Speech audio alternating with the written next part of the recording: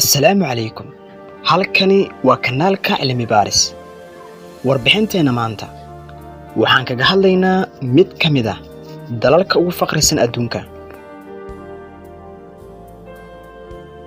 Haddii aad nagu cusub tahay, fadlan subscribe saar channelka si aad u hesho warbixinada kale ee uu soo gudbiyo barta YouTube ee kanaalka Cilmi Baaris.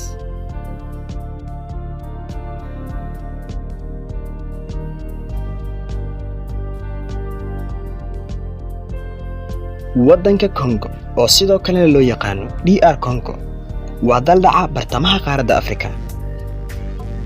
waddankan magaciisa hore ee loo yaqaan wuxuu ahaa Zaire sanadihii 1971 ilaa 1997.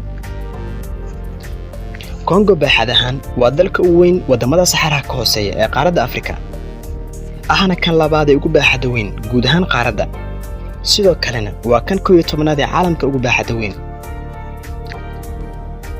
si la mid ah Congo waxaa ku nool 91 milyan oo qof, waana dalka afraad ee ugu dadka badan qaaradda Afrika. sidoo kalena waa kan ugu dadka badan wadamada ku hadla afka Faransiiska, waana kan 16aad ee caalamka ugu dadka badan.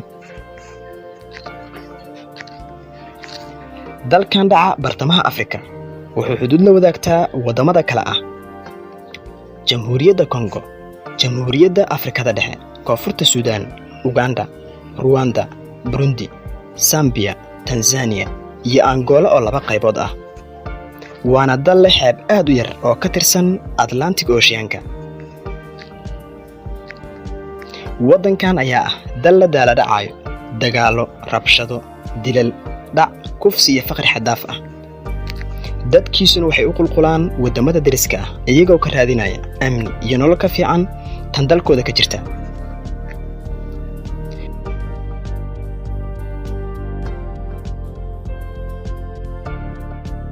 waa dal ay isku haystaan kooxo shufta ah oo kheyraadka dalka ku heshiin kari waayay iyo kuwa ku dagaalamayo caqiidad diimeed.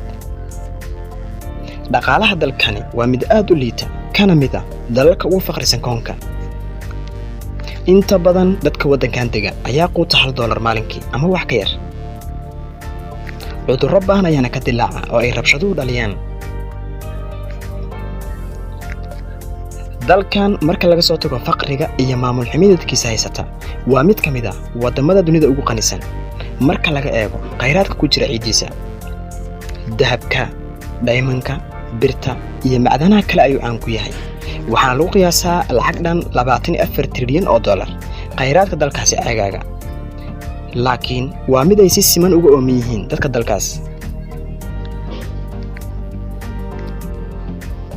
shakhsiyaad gaara iyo kooxo ajaaniba ayaa gurta diamond-ka iyo dahabka ceegaaga Congo. waxyaabaha dawlad xumida u keena ayaanay qayb ka tahay shirkadaha galbeedka iyo kuwa Shiinaha oo ka macaasha kheyraadka dalkaas ayaanan doonayn xasilooni iyo dawlad musuqa ka maaranta oo ka dhalata dalka Congo.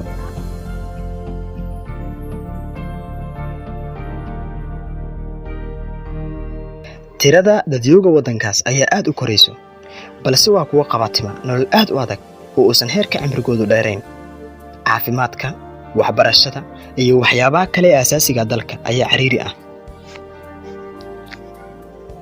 Joseph Kabila oo ka mid ahaa madaxdii ugu xukunka dheereed qaaradda Afrika ayaa maamulayay dalkan intii u dhaxaysay 2000 ilaa 2019. Felix oo dhawaan la doortay ayaa ah madaxweynaha dalka. Kinshasa waa caasimadda dalka, waana magaalada saddexaad ee Afrika ugu dadka badan uguna baaxadda weyn. sidoo kalena waa magaalada ugu dadka badan magaalooyinka afka Faransiiska looga hadlo, waana mid aad ugu dhow xuduudda waddanka Jamhuuriyadda Congo.